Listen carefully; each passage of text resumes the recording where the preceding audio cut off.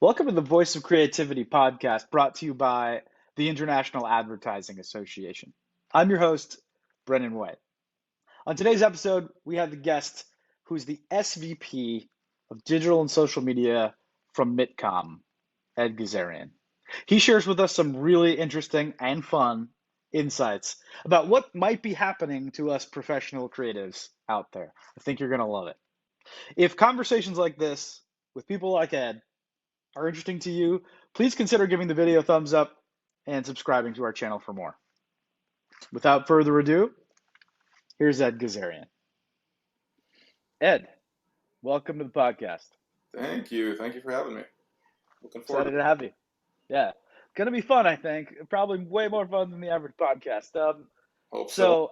So I'll give the quick intro and then we'll get into some questions. So, Sounds uh, digital marketer, karate master of some type, oh, Marvel Comics aficionado, professor, or I absolutely. guess possessor of excellent whiskey tastes.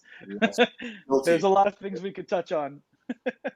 um, but I think also I'll just say for me personally, this is exciting because this is the first time I've had a longtime friend and former colleague on. So this is doubly cool. Usually I'm kind of like meeting the people as I talk. Yeah. So this is particularly awesome. So hopefully it won't be too many inside jokes for everyone to follow along, but I think it'll be at least more entertaining. Excellent. Um, so I guess to set the stage, as you know, the audience is advertising and creative people of all walks of life from all countries with lots of cool jobs, not just in advertising, sometimes in technology and things that touch that. And so I guess we could just start with what you're currently up to professionally. I think that would be some good context for everyone to know, where you're at, what you're up to, what you've been working on, and then we can go on from there. Yeah, for sure. So my primary role, I work with an agency, Mittcom, which is right outside of Boston. We're a full service integrated agency. And I mean, I like the buzzwords full service and integrated because people like them. What it really means is we do media across the entire kind of ecosystem. We have a significant broadcast media group that buys a lot of nationwide radio, TV, cable, which was not a familiar world to me when I started. My group is digital and social media, so pretty much anything that touches the internet falls under our purview. A lot of that ends up being advertising on social, so Facebook and Instagram. Increasingly, we're doing more on some of the other channels like TikTok and LinkedIn, Pinterest, and we've got a whole group that's built out on paid search and online video with YouTube, OTT streaming services, and now the biggest group that we're growing is the Amazon advertising and Walmart advertising division. So that's sort of the media footprint. We've also got a production group in-house that does video and photography, as well as all your kind of standard creative services. And then as sort of a second tier to that, we've just gone through an acquisition and assumed more control over our sister company, which is a nationwide broadcaster that owns, I think, about 40 radio signals in a number of different markets in upstate New York and in South Carolina. And so it's just in its infancy, the two kind of companies joining together. They've always been a little separated. And now what we're kind of looking forward to is using that presence in those markets to help kind of grow our offerings and service offerings in those areas and use the salespeople to get out and meet new folks doing business on the ground in South Carolina and New York. That's awesome. I love that. Is there a combined vision? Maybe you can't share, and no need to worry about that. But if you can share, I'd love to hear these days you don't hear a lot about, bringing radio into the mix. Yeah. What's the plan if there's one you can talk about? So yeah, I can talk about a little bit of it. It's certainly been an education for me. Like I said, the broadcast world wasn't something I had spent a ton of time working in prior to coming here. Um, but it's been an education in the sense that the enormous scale that's there and the surprising amount of targeting inventory that's available to an advertiser sometimes gets lost on a lot of brands. And people think, oh, nobody listens to the radio, nobody watches TV, everyone uses streaming service. The stats don't really bear that out, especially in the U.S. If these companies, these broadcast companies, weren't doing hundreds of millions of dollars in ad revenue, they wouldn't be in business anymore. And I'm not saying that's what we're doing as a broadcaster, but we're doing a lot of business in these secondary and tertiary markets that A lot of them are mom and pop businesses, but some of them are nationwide franchise chains that are in the food service space or fast casual dining, or they're auto retailers. So all of these brands, they're looking for ways to get messaging in front of the right customer at the right time. Radio isn't the only way to do that, but I mean, and I'm coming at it as the digital guy who usually comes in and says, no, no, no, internet, that's where you want to be. We've found a lot of interesting ways to layer those two things together and leverage data science and technology learning from one side of the house and help it inform what we're doing on broadcast. And at the end of it, kind of measure lift in those markets and differentials in sales that we're able to track.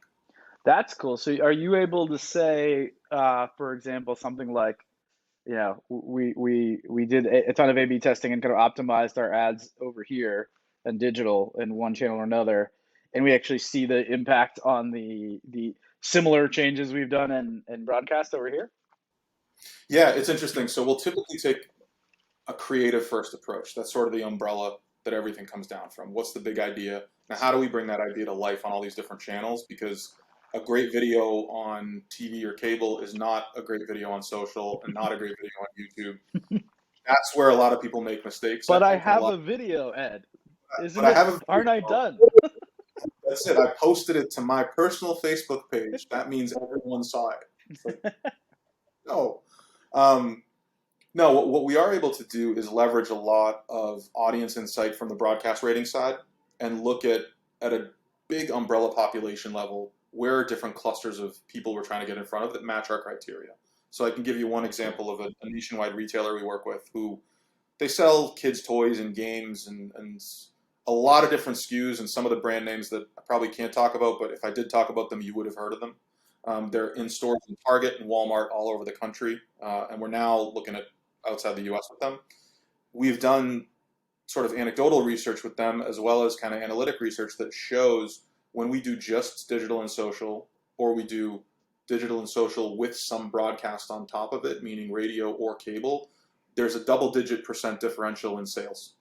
And that's in the market. And again, it's tough to say it's directly attributable because, we get our sales from Target and we get them from Walmart reported back to us. We see our own stuff on Amazon, but we know double-digit differential in the markets where all the media was present versus only some of it.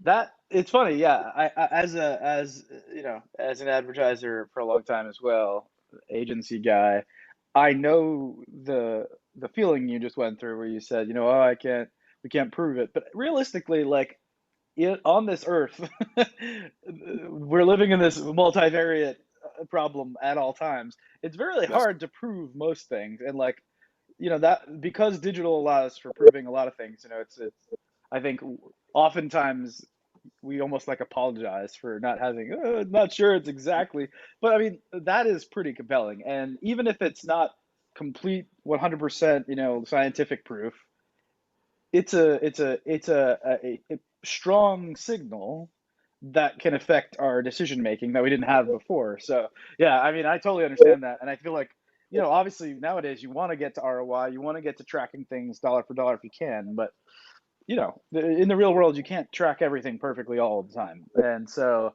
that's pretty cool to me. That's pretty compelling. If I heard that, I would absolutely be running more tests. Doing that, trying to confirm, trying to understand it, trying to understand even the why potentially.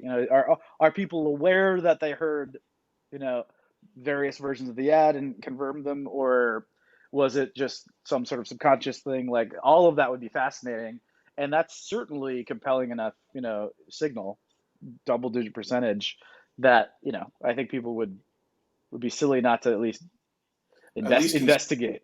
aware, right? And it's interesting because they're kind of like two problems that come about because of it. The first being that the level of complexity on the technology side for advertising is not matched by the pace with which that sophistication is kind of adopted on the brand side. Meaning the brands aren't getting as savvy as the media companies are getting at the same pace. They're always playing catch up. Yeah, that's right. So people get hung up on one set of metrics or one media platform or one ad type, and you have to be able to kind of pull back from that and say, my job is not to get a good CTR. My job is to sell something. Yeah. My job is not to get a shit ton of views on my video. My job is to see how many people I can reach with reach and frequency and get them down the path to making a purchase and converting them to repeat business. And so that sophistication leads to, I think, the need for especially small and medium sized businesses, which is kind of our sweet spot. We are great. We're a great agency for a company that needs a marketing department but can't afford to have a marketing department. And we walk in That's a and good way to we're think about 20 that can come in, and you get one throat to choke, and you've got subject matter experts that can come in and do the work. And that's kind of the notch we fit into, because a lot of the people on the brand side, they're merchandisers, they're manufacturers, they're retailers. They're not media people, and that's where you need someone with the media expertise to come in and say, we understand your products or your brand, your service, whatever you're selling. We need a little bit of education from you to understand what works, what you're trying to do, what your goals are, and let's put a plan together that works. And if it's collaborative, it's almost always a constructive, positive experience, or that's been my experience anyway. And I think that's the spot that we often find ourselves in, is trying to figure out how do we come in and say, you do your job, we're going to do our job, and together we're going to do something great. But we have to kind of respect each other's role in the process. That's awesome. I love the way you put it, targeting companies that can't afford, uh, the internal ad group, or you said it much more eloquently than me. But um, that that Not that I've practiced or pitched it that way ever before, ever. you just flows off the tongue perfectly the first time. Yeah, the thing, it's funny. Cortex, my company, we talk about how, you're Bruce Wayne, we're the Batsuit. Together we're Yeah. Batman, right? Which I think you might appreciate as a fan of comics. But yeah, the idea is like, you absolutely, in your case, you absolutely need the internal subject matter knowledge and institutional memory, but you're filling perhaps one, probably more likely dozens of gaps that these people don't really have, and in many cases probably don't know that they need until they talk to somebody like you guys, because they I mean, I can, probably don't know how little they don't know. yeah, and I can give you one really good example just recently with iOS 14 recent rollout and some of the privacy restrictions that are now in place with a lot of advertisers. I mean, we put a white paper out months ago that outlined, here are all the steps to try to mitigate that for your ad account, and we did client-specific ones for all of our folks that said, step by step for your brand, here are the things we need to do to make sure that you are not impacted by this. And we've had all these conversations. We have clients that have multiple agencies, and they'll say to us, our agency didn't even tell us about this. I don't think they even know about it. And it's like, part of our job is to stay ahead of that curve and be the people who know all of the nonsense and can distill it down, so you're not having a panic attack when your boss comes in and says, why don't our Facebook ads work anymore? Yeah, something broke. Question mark. You don't know what it was, what it was working, or how to fix it, but please figure it out. So you mentioned kind of the profile. You said you kind of like sweet spot kind of mid-market companies or whatever. Is there a tighter, ideal customer profile? I mean, we are very good with multi-market retail brands. So a lot of our clients, if you had to kind of draw a thread through all of them, a lot of them operate multiple brick and mortar outlets, and that could be car dealerships, it could be liquor stores, it could be pawn shops, it could be toy stores, it could be Pawn shops. anything you can think of. That it could be hotels, it could be anything that operates a multiple brick and mortar strategy. Um, and that said, I think we do a great job with startups. We don't bring everything to bear sometimes for a startup because there are budget restrictions. Sometimes they can't afford to do a commercial shoot. But we do a lot of work with brands who are just starting out, and kind of like we work with a pair of kids who graduated with their capstone project out of Tufts, and it's a medical device, and we've launched them now on Amazon, and I think we're through a couple thousand products at this point, after just a couple of months. And it's not a sexy category, but these kids had an incredible idea. They did a great job producing the product, and just went, we don't know what to do with it now. We want to sell it. Question We don't mark know. profit. There's a great example of, and hopefully we'll work with them for a long time. So we do some work with the startup group as well, but I would say our bread and butter are people that have at least somewhere between 5 and 10 physical store locations, and it's sort of a halo brand that has multiple outlets. That's awesome. Any favorite projects that you could talk about? I mean, you've touched on a few, so maybe those Yeah, are the favorite ones. But obviously, like each client's different. They're all your children. You'd never want to pick a favorite, but so maybe not favorite, but notable slash intriguing stories you might want to share. yeah. I mean, I think I can give you two that are kind of at opposite ends of the spectrum that would, I think, paint a good picture. So, over the course of 2020, we were working with a national toy client of ours who was launching a new boys construction toy line. And talk about 2020. In literally, I think like early 2020, we talked to them. We met with them in the Midwest, and then the product's going out to market at the beginning of the second quarter, maybe. It's competing with Lego, Star Wars, and GI Joe. So not a category without competition. And it was a brand new IP. It's not based on anything. We launched a YouTube animated series. We launched a number of different social media promotions and contests, and sort of always on content marketing strategies. We launched a super group for their maker fans, and we launched a retail presence on Amazon. And through that, sold through product on Amazon as well as through Target in store, Walmart online. And I think overall, for launching a new IP in 2020 globally, very successful. The brand actually just launched in South Korea last week, I think, or maybe 2 weeks ago now. So it's cool and they're fun. It's a toy category, so you have a lot of fun with it, and it's a construction toy that you can like pull apart and put back together, and pull apart and put back together. So it is a lot of fun. That's one end of the spectrum. The kind of tighter end of the spectrum, we have a local chain of alcohol retailers, liquor retailers that we work with. They were opening a new store on the Cape. This was a couple years ago, and we wanted to have some kind of strategy to amp it up. And we knew people go to Cape Cod. I don't know. I guess people listening to this might not know what Cape Cod is, but Cape Cod is sort of a vacation destination in the south of Massachusetts. And these folks have stores all up and down the main highway one would drive to get from here to there. And so we did a cocktail promotion where we did these sort of like vote with emojis on Facebook cocktails every day or every couple days for a couple weeks straight leading up to the opening. So you could vote for a heart, a like, a wow on the cocktail you liked. And we promoted it like crazy online. We actually bought billboards up and down the highway that had the same creative. And we promoted it on the radio. And on the opening weekend of the store, we had a DJ from the radio who had been promoting it in the parking lot of the store, mixing all the winning cocktails from the contest, from the promotion online on site. Oh wow! So it was a really cool strategy that kind of took online and offline. As you can Super imagine, integrated. it's a little, not a lot of budget. We did this for a song, I think, is the expression. But it was really cool, and to this day, it sticks in my head as a very interesting online-offline collaboration. That's awesome. I like that you guys are not afraid to bring in the offline, and not even No, just the offline. There's a whole category of offline now that's like tech enabled, digital yeah. screen, whatever. You're not talking about that only. You're talking about old school billboard, old school radio, making it all work. I like that. You want to fly? You want to do skywriting over the beach? We have a guy that'll do that. Probably not in a lot of the things we pitch, but we've done it. I'm not going to say we haven't done it. Yeah. I may have a project for you after this. Um, okay, so that's awesome. So that's really good context on you and Mittcom, and so I think Sure. everyone listening has a sense for like what you work on.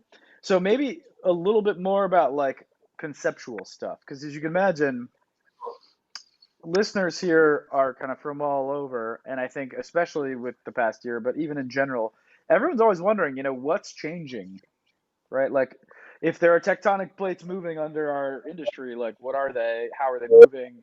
What impacts is it having? So, I think getting everyone's take on, the state of things, I think is really valuable. So, from the more like conceptual side, do you see any major tectonic plates moving, technologies people are adopting, questions you're being asked that are common across? Like, what's the scuttlebutt? what's happening in our space? That's a big question. It I'm is a big gonna question. something that hopefully is simple for in terms of establishing where this is going to go. I think the biggest change over the last year is that it used to be people are talking about how things are becoming more mobile first.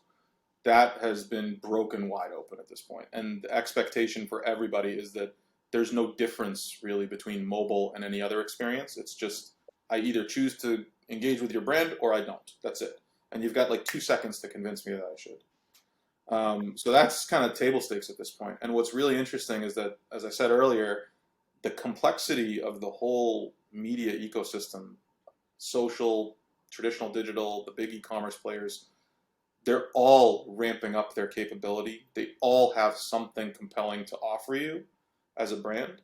The biggest challenge is, whittling away everything that doesn't match your business. And I think the place that people fall off is they get hung up on the technology and they forget about the audience. And so we're big proponents of when we speak with new clients or we're onboarding someone new, we talk about audience first. Don't tell me you want to do Facebook ads. Tell me who you want to talk to and why. And maybe it's Facebook and Instagram that make the most sense. Maybe it's not. We've had clients come in and say, we want to run a Google Ads campaign, and what they meant is Google Display. They didn't know that's what they meant, but they meant display network ads. And what they really meant is programmatic. But what ended up being way more powerful for them, believe it or not, was taking out a full page ad in a local newspaper and running a spot on the radio, because we ran 3,000 spots in the course of 2 weeks to people who were right in their target market, versus a display campaign that largely gets ignored and it's like a write-off. And our favorite thing to tell people is all the platforms are going to take your money no matter what. You have to figure out the right way to spend it. And so let's start with the audience first. Don't get distracted by the technology. Everybody's got a shiny new toy to sell you. That that completely jives with my worldview, and I love that you said that because Awesome. not only do I kind of just, to me, it matters what we make, and it matters who we're trying to talk to. And if people get so mesmerized by the channel that they don't, they kind of just forget, like I'm trying to get Ed to walk into the store or something, right? And it's like the best thing I can do is actually entice Ed. Right? It sounds like it's the simplest thing in the universe, but I think like nowadays everyone approaches it, even especially at the big agencies and some of the big brands, where especially where their jobs are so siloed, they Yeah. only think in terms of, yeah, I need to do Facebook ads or something. And you're like, well, have you created anything worth clicking on or worth looking at for the people you'd like to, are they interested in this? So that's amazing. Yeah. And I think actually the Apple thing you mentioned earlier, the big kind of privacy changes that are happening now, totally play into that, right? Because before Facebook was like, for a few years, like, it was easy mode for targeting people due to like creepy targeting technology, spy technology. Nowadays, if it's true that if it holds true that 90 something percent of people are opting out of that targeting when given the option on Apple, then it really does become a game about like, well, who do we want to take what action and what can we actually do to convince them, not like how do we creepily chase them around the internet forever and ever until they give in, which I honestly think has been like the mo for the past 10 years almost. We've got a saying here. Our CEO has a saying: budget equals strategy. If your budget is pretty big, your strategy can be to pummel the market with enough messaging, because at some point reach and frequency do kick in. And even if it's on Facebook and it's largely untargeted, it's sort of a really wide swath. Um, you'll make an impact. You might not get exactly what you wanted, but you will certainly make an impact. And like I said, Facebook will take your money no matter what. They just keep spending; they'll keep taking the money. Um, so I do think there's a bit of consideration to make about who's my audience, where are they, what's the to your point, what's the best way to reach them in a way that matters to them. I think is really important. Well, that's cool that you take that approach because, yeah, I think I would say, I talk to a lot of people both because of the podcast and then, speaking engagements in other businesses through the IAA as well as through Cortex with our customers. And Yeah.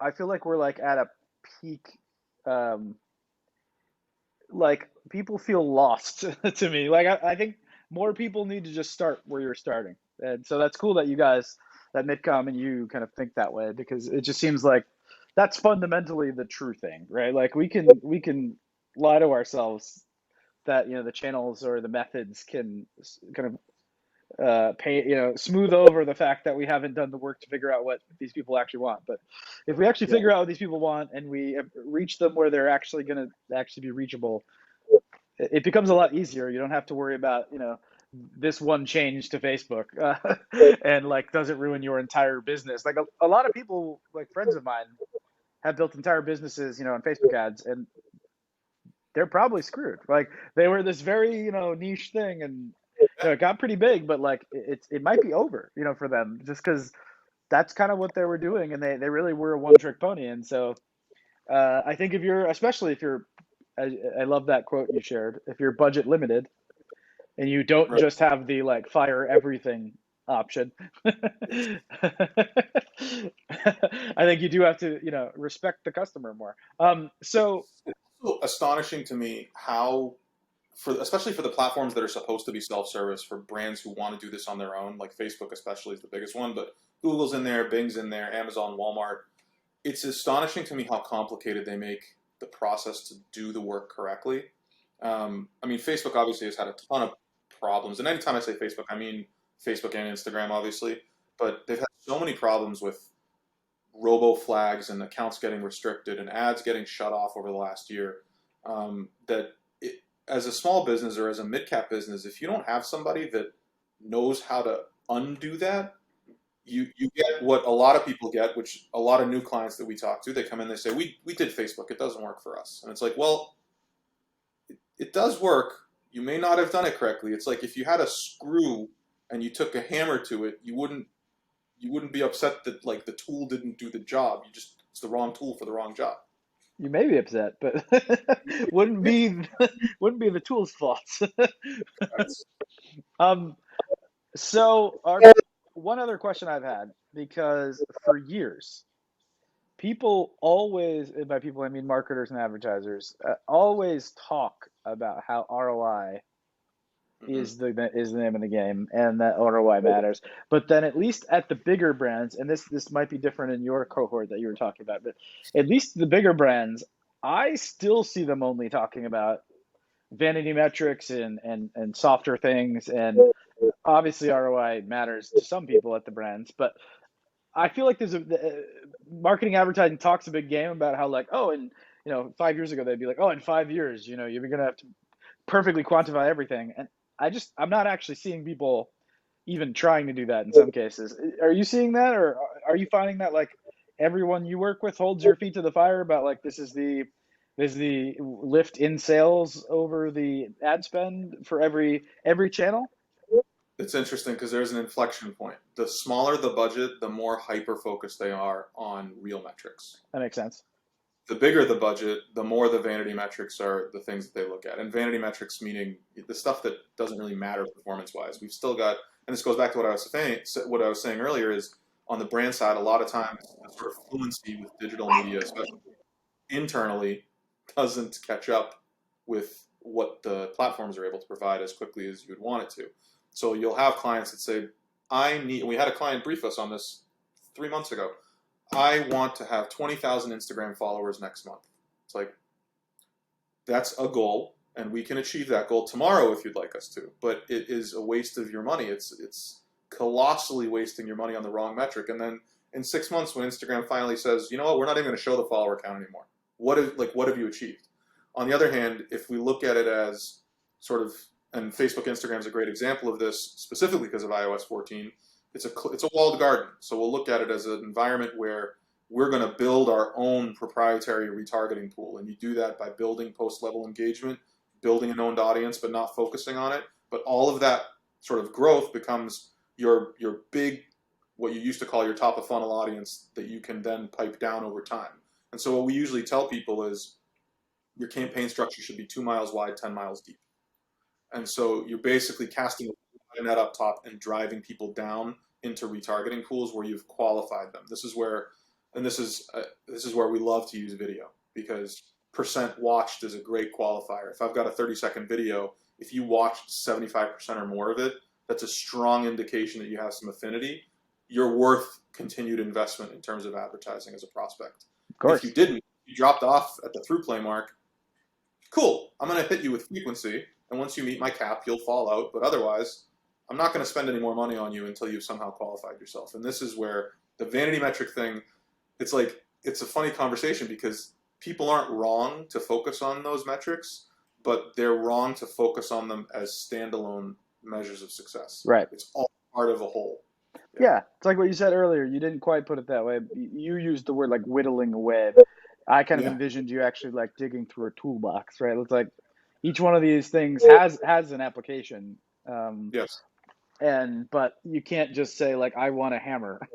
It's like you don't want a hammer. You want to put a board on a wall or whatever the case is. And like the hammer is part of the solution to acquire the Yes. the painting hanging on the wall or whatever it is. That's cool. Um, so um, so okay, well that's actually a lot of value already. There's a whole, I guess, other line of questioning about, are you seeing a difference about the younger generation coming to work? And maybe, I don't know if you're hiring a lot of the younger generation at your place, but do you notice, like when we started, like when we used to work together, for people who don't know, we worked at an agency together. We were partners at an agency several years back. One of the early social media marketing agencies in the US, working for mostly large brands. Um, we were a young crowd, but I think like a lot of us, have one foot in the previous generation. And we're elder millennials, you might call us. Is a good. Nowadays, we've got people in the workforce that are not even maybe millennials, right? We got people way down there. So, do you notice the big difference in like, are is there like a different way they're thinking or approaching this? Because like they're fully, we're digital natives, but they're like actual digital natives. And so, some of them are listening, right? And so, if there's anything like advice or takeaways you've had about like, how to manage these kinds of people or anything like that, I think that's just something everyone's always wondering. No pressure, of course. No. That's a really good question. I mean, and we're in the throes of it right now. I'm trying to hire for 2 positions now, and it's a big challenge to get qualified people in the door. It's tough. That said, I think the biggest change that I notice is people now who are coming out of school with, I mean, whatever the degree is or whatever subject matter it is, by default, they're coming out with more fluency in digital and social than the previous generation did. And that's just the product of the world that they grew up in. And so it's kind of to be expected. And so I think the biggest pro to that is they're very comfortable with the sort of constant state of flux and change on all these platforms. When a new feature comes out, we've adopted it within like 3 days. And it's already in market with a new like creative refresh that we've put into the ad campaign. That's a great thing. The con to the same facet of that rapid sort of acceptance of change or rapid state of flux is that sometimes there's a tendency to get lost in the shiny new toy thing.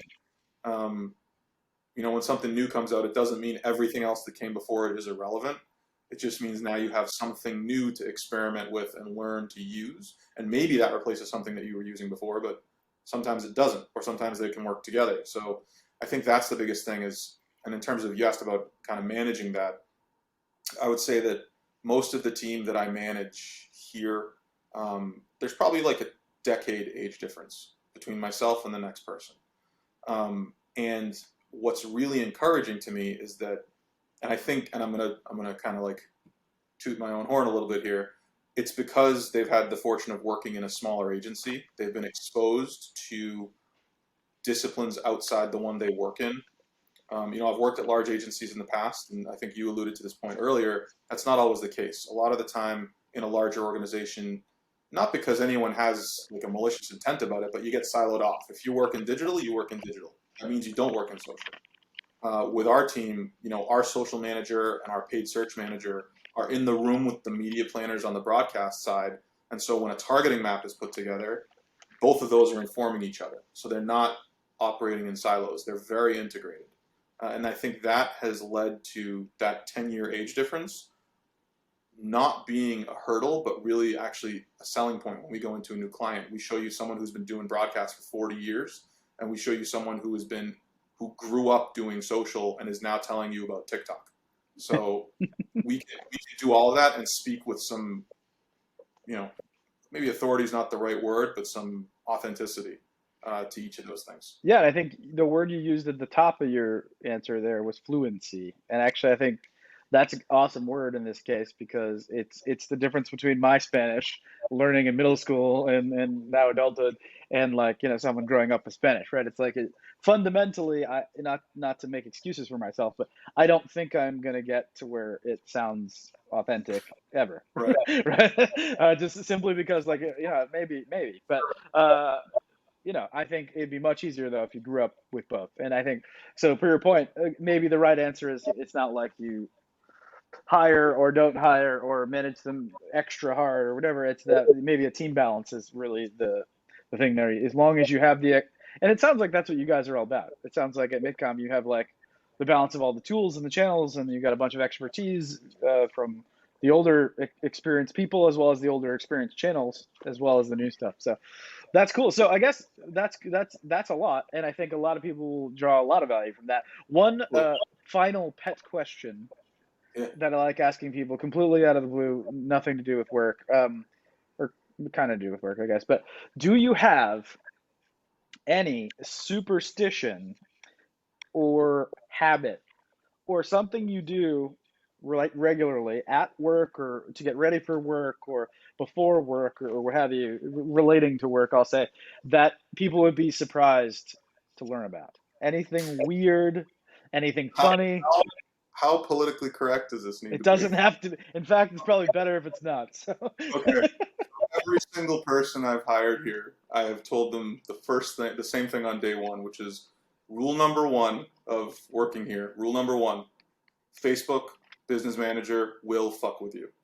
That's rule number one. And like, I'm not even exaggerating. We have one guy who works here who I feel bad because I'm still making fun of him for it, but I swear if he breathes at the Facebook business manager, an ad gets rejected and the account gets suspended.